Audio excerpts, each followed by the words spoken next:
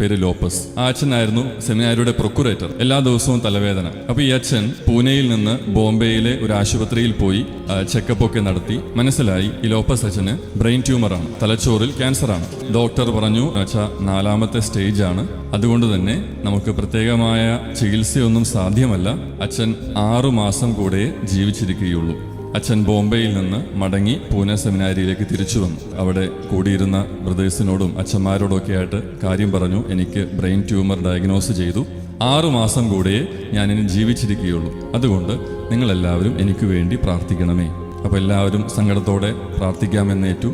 പിറ്റേ ദിവസം അച്ഛൻ നോട്ടീസ് ബോർഡിൽ പ്രാർത്ഥിക്കണമെന്നല്ലേ പറഞ്ഞുള്ളൂ, എന്തിനു വേണ്ടി പ്രാർത്ഥിക്കണമെന്ന് പറഞ്ഞില്ലല്ലോ. അപ്പൊ അതുകൊണ്ട് പ്രൊക്കുറേറ്റർ അച്ഛനായിട്ടുള്ള ഈ ലോപ്പസ് അച്ഛൻ നോട്ടീസ് ബോർഡിൽ ഒരു നോട്ടീസ് ഇട്ടു, എന്തിനു വേണ്ടി പ്രാർത്ഥിക്കണമെന്ന്. അച്ഛൻ ഒരു കലണ്ടർ എടുത്ത് മറിച്ചു നോക്കിയിട്ട് 6 മാസത്തിന് ശേഷമുള്ള ഒരു നല്ല ദിവസം നോക്കി. നല്ല ദിവസം എന്ന് പറയുമ്പോൾ ആരും തെറ്റിദ്ധരിക്കരുത്, മറ്റേ രാഹുവും കേതുവൊന്നും ഇല്ലാത്ത ദിവസമല്ല, മറിച്ച് ആരാധനാക്രമ മത്സരത്തിലെ ഒരു നല്ല ദിവസം, ഒരു തിരുനാൾ ദിവസം. 6 മാസം കഴിയുമ്പോൾ ഒരു പെന്തക്കോസ്താ ദിവസം വരുന്നുണ്ട്. എന്നിട്ട് പിറ്റേന്ന് നോട്ടീസ് ബോർഡിൽ ഇങ്ങനെ എഴുതിയിട്ടു, എല്ലാവരും എനിക്ക് വേണ്ടി പ്രാർത്ഥിക്കണമേ.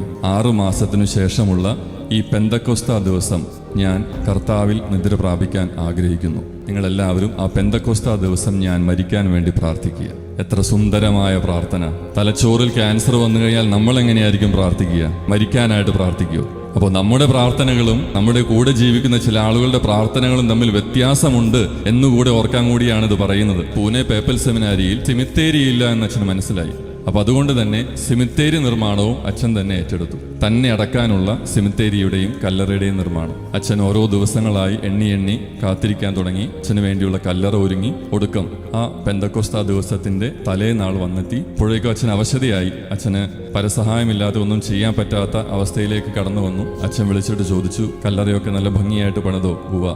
എങ്കിൽ എനിക്കതൊന്ന് കാണണം. അച്ഛനൊരു വീൽ ചെയറിലിരുത്തി ആ കല്ലറയ്ക്ക് മുൻപിൽ കൊണ്ടുപോയി ഇരുത്തി. അച്ഛൻ കണ്ണു നിറയെ കണ്ടു തന്റെ തന്നെ കല്ലറ 6 അടി മണ്ണിൽ ഇങ്ങനെ കുഴിച്ചിട്ടിരിക്കുകയാണ്. കണ്ടു കഴിഞ്ഞപ്പോൾ അച്ഛൻ പറഞ്ഞു, ഒരു ഊറാലയും ആനാം വെള്ളവും എടുത്തിട്ട് വരാൻ പറഞ്ഞു. അതിനുശേഷം അച്ഛൻ ഊറാലയിട്ട് ആനാം വെള്ളം തളിച്ച് അച്ഛന്റെ തന്നെ കല്ലറ അച്ഛൻ വെഞ്ചരിച്ചു.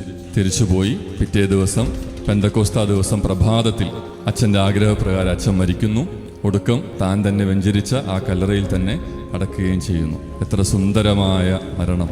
ഞങ്ങൾ പലപ്പോഴായി പോയി പ്രാർത്ഥിച്ചിട്ടുള്ള സെമിത്തേരിയാണ്. പക്ഷെ അന്നേ ദിവസം ഞങ്ങൾ ഒരിക്കൽ കൂടെ ആ സെമിത്തേരി ഒന്ന് കാണാൻ പോയി. ആ സെമിത്തേരിയിൽ ആദ്യം തന്നെയുണ്ട് ഈ കല്ലറ. അതായത് മരണത്തിനു വേണ്ടി സുന്ദരമായി ഒരുങ്ങി പ്രാർത്ഥിച്ച് തൻ്റെ കല്ലറ താൻ തന്നെ വെഞ്ചരിച്ച് മരിച്ചുപോയ ഒരു വൈദികന്റെ കല്ലറ.